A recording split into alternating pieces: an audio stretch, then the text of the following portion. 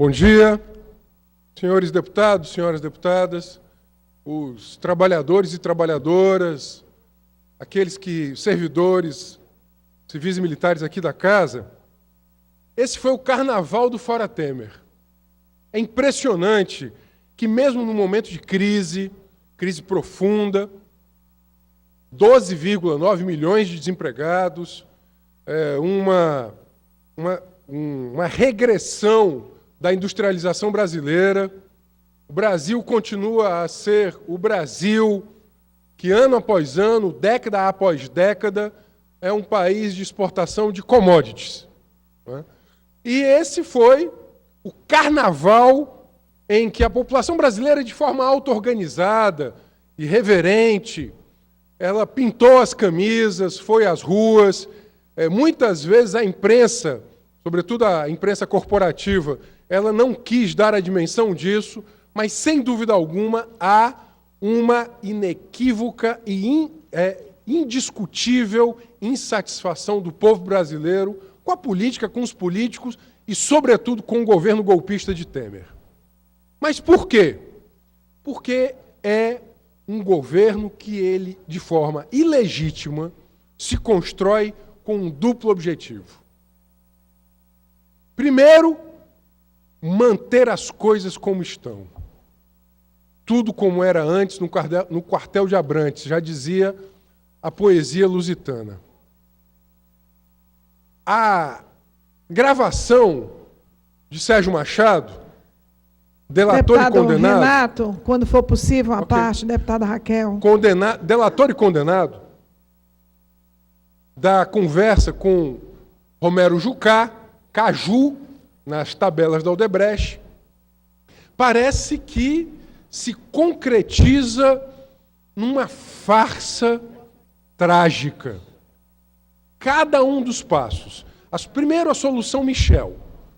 Então, Michel Temer chega a presidente. Depois, um grande acordo, entre aspas, abre aspas, com o Supremo, com tudo, fecha aspas. Alexandre de Moraes, ministro do STF. Só falta agora o capítulo relativo a Aécio Neves.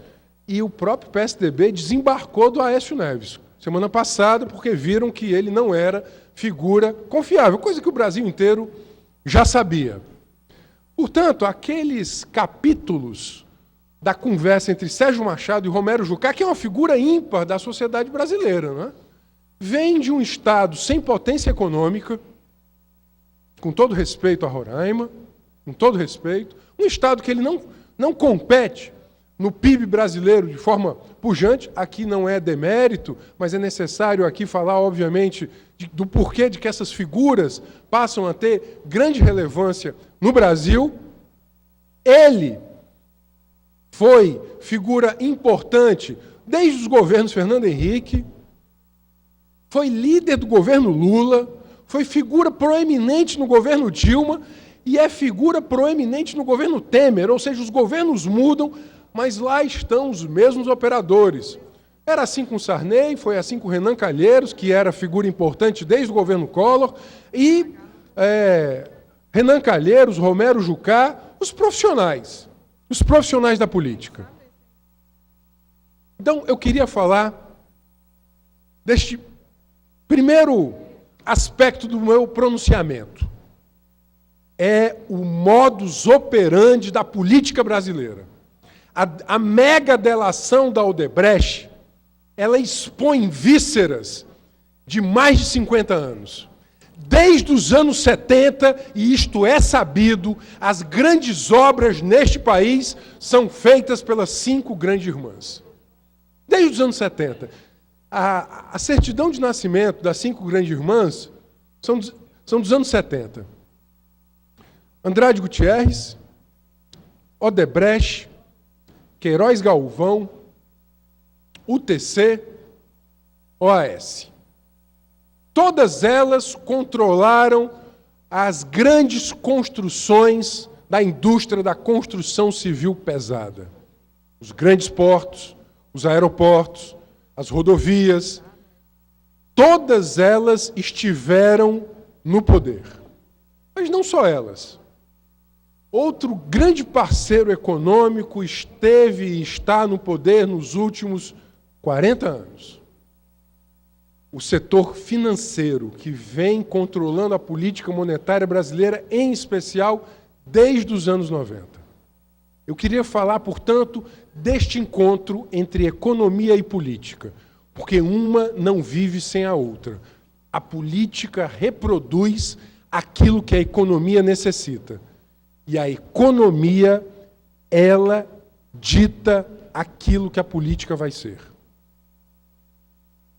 O que o escândalo da Odebrecht, que inclusive cita o senador Eunício Oliveira, hoje presidente da Câmara Alta, cita o deputado Rodrigo Maia, hoje presidente da Câmara Baixa, uma série. Hoje mesmo, o Procurador-Geral da República vai solicitar a investigação de pelo menos mais 3 dezenas de parlamentares. Pelo menos mais 3 dezenas de parlamentares. Hoje, Rodrigo Janot entrega isso ao STF. Quais são as vísceras da delação da Odebrecht? Que são as vísceras da Lava Jato? É o modus operandi da política nacional. As grandes empreiteiras, os grandes bancos, a elite econômica, o andar de cima, pode-se utilizar quantos sinônimos quisermos. Eles operam com parlamentares que precisam de milhões para se manterem parlamentares, para se manterem presidentes de estatais, para se manterem no poder de Estado. Portanto, a elite econômica, ela usa a elite política e a elite política precisa desta elite econômica para se manter elite política. É uma troca permanente, não de favores, mas de uso. Esses operadores da política precisam de milhões de reais nas suas campanhas milionárias. Não nos enganemos. Os fundos de investimento privados, seja em Londres, denunciado por Sérgio Machado, seja nas offshore de Bahamas, do Panamá, desses pequenos bancos, inclusive um banco que teve raízes aqui no Ceará, de uma família, do antigo ainda BMC, está na reportagem do jornalista Luiz Nassif. Estes fundos de investimento não são para garantir uma boa aposentadoria, uma vida boa ao operador, não. É para fazer campanha política, é para comprar voto. É para fazer a política. Vejam só, para onde iriam esses milhões de reais de propina, por exemplo, da Transpetro? Ou dos mega contratos da Petrobras? Iam para esses fundos de investimento, que precisavam ser lavados.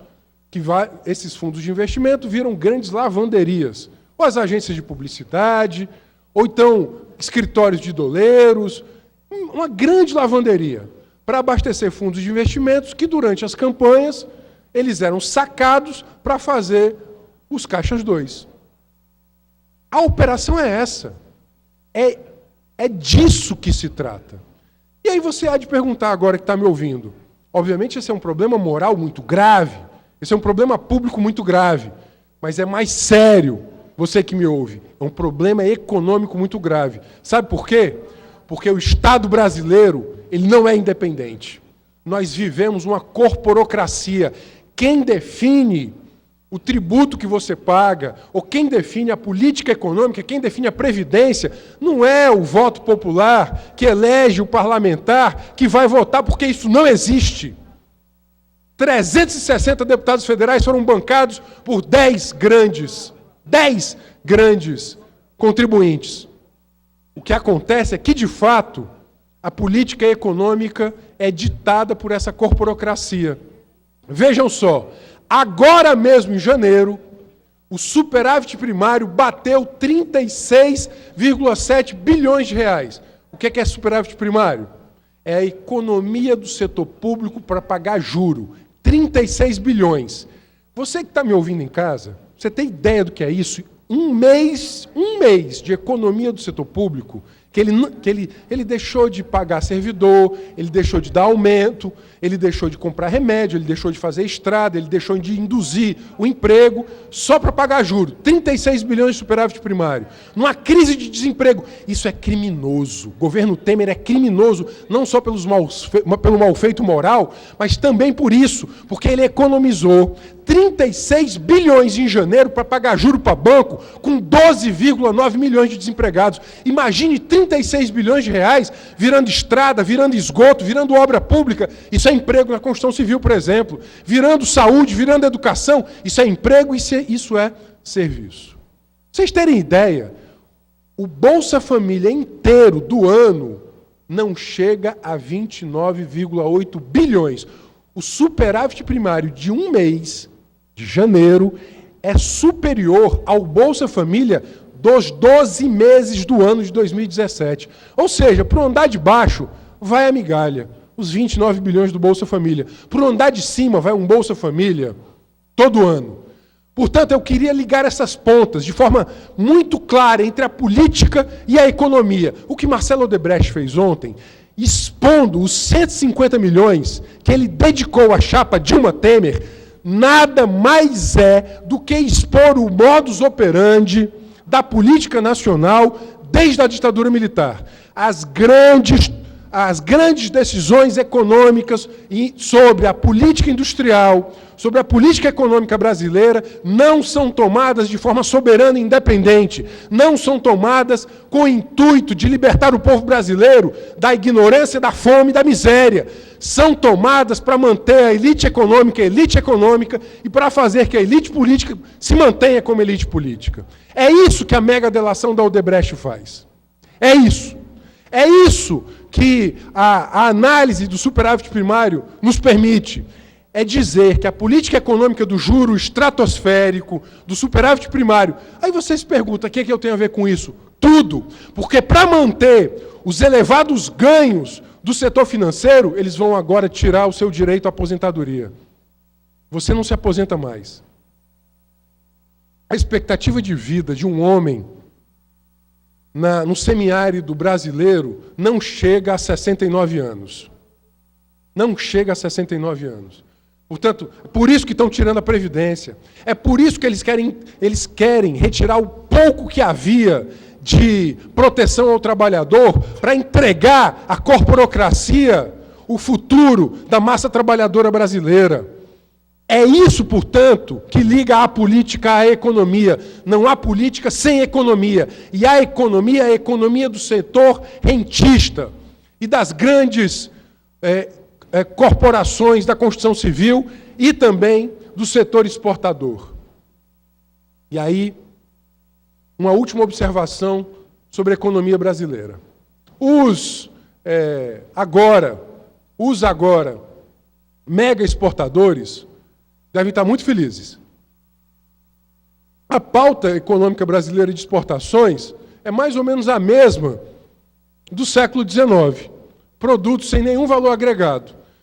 Agora, é minério de ferro, suco de laranja, soja em grão, carne. Ou seja, o Brasil continua sendo um país de uma economia absolutamente atrasada, em razão desta elite política absolutamente atrasada. Eu vejo aqui os trabalhadores do CineDT que tão corajosamente fazem a defesa da política de emprego e da política de trabalho, que está sendo ameaçada por um corte linear de 15% do seu orçamento. Vem aqui ao Parlamento reivindicar corretamente apoio, e sem dúvida alguma o terão.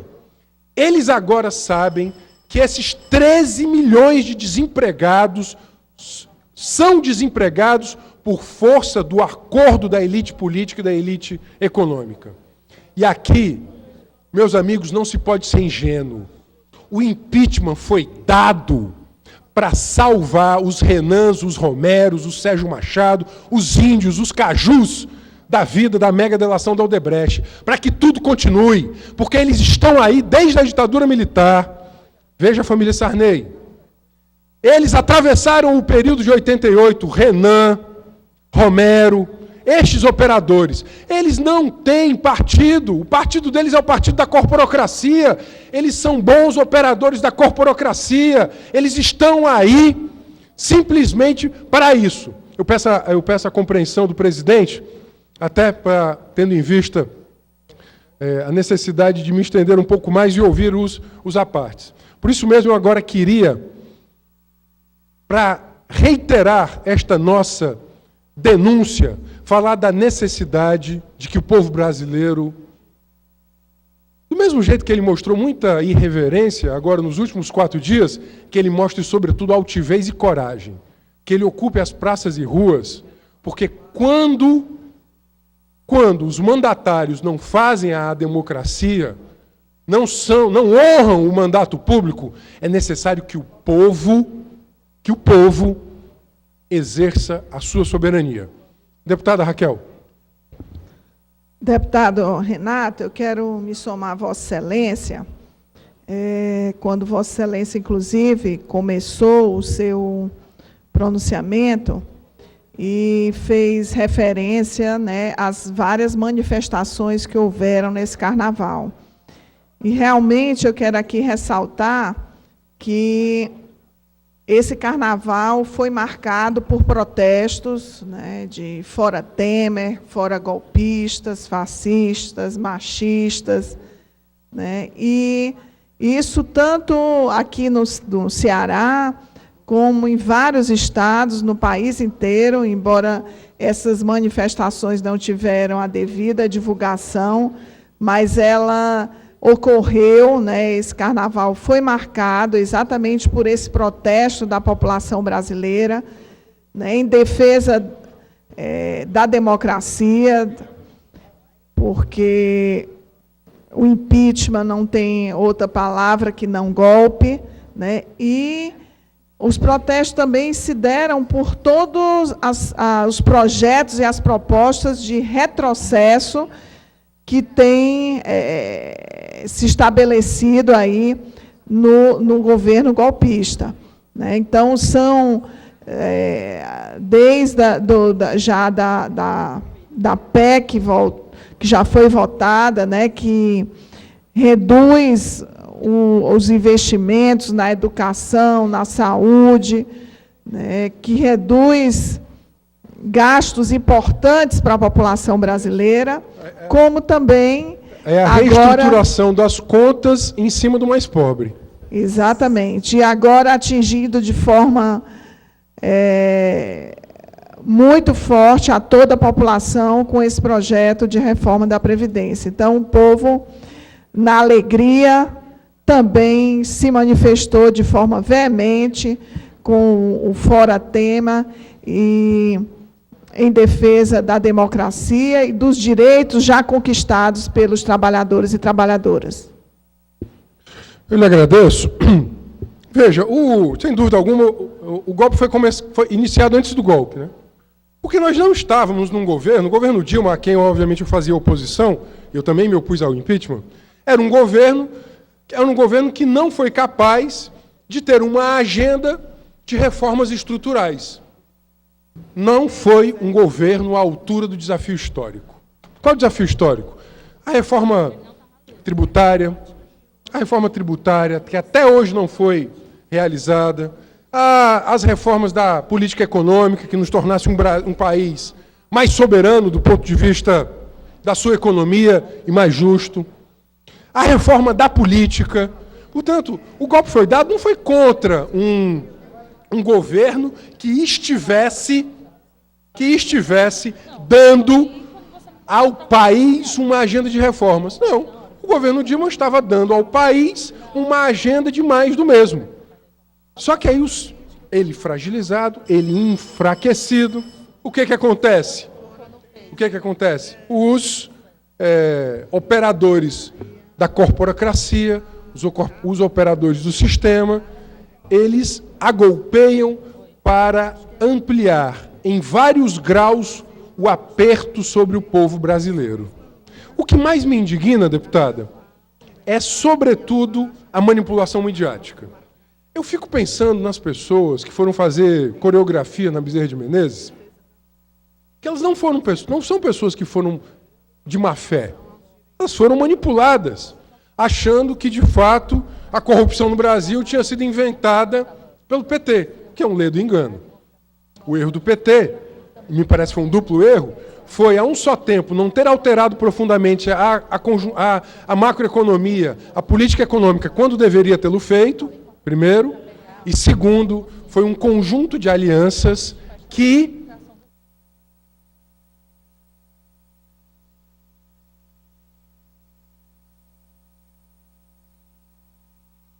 Presidente. Para concluir, deputado. E, obviamente, um conjunto de alianças que fez com que ele próprio se transformasse. Mas veja, eu fazia oposição ao governo Dilma porque eu quero que o Brasil avance democraticamente. Democraticamente. O que foi feito não foi nem para combater corrupção, nem para melhorar a economia. Não sejamos ingênuos. A ingenuidade não é boa conselheira. A ingenuidade não é boa companhia, na vida e na política. Não sejamos ingênuos. O que foi feito foi, sobretudo, um grande arranjo para manter os operadores do sistema salvos da mão da justiça, é o que vai acontecer, e, segundo, para a agenda econômica piorar. A reestruturação das contas da economia não foi dada para salvaguardar o emprego das pessoas, para melhorar a educação delas, para melhorar a saúde. Foi para piorar a saúde, piorar a educação e aumentar a lucratividade daqueles que ainda têm muito dinheiro. Muito dinheiro. Parece que a gente volta ao século XIX. Parece que a gente volta ao século XIX. Um país exportador de minério de ferro, suco de laranja, soja e grãos, sendo desindustrializada, a indústria brasileira está encolhendo, com uma elite econômica que ela compra, uma elite política que faz o que bem quiser, inclusive agora manda até no Supremo Tribunal Federal, porque indica. Veja, sai o advogado de defesa dos indiciados da Lava Jato para ser ministro, ele deixa de ser advogado de defesa para ser julgador. É isso que acontece. Portanto, finalizar em 30 segundos, presidente, eu queria me despedir dizendo que nós que nos aliamos à esquerda socialista democrática, que estamos juntos com a Frente Povo Sem Medo, com os movimentos sociais e populares, estamos muito atentos ao que está acontecendo no Brasil. Se não houver resistência popular, vai passar a reforma da Previdência do mesmo jeito que passou PEC. E aí, aqueles que talvez se sintam enganados não terão tempo de chorar.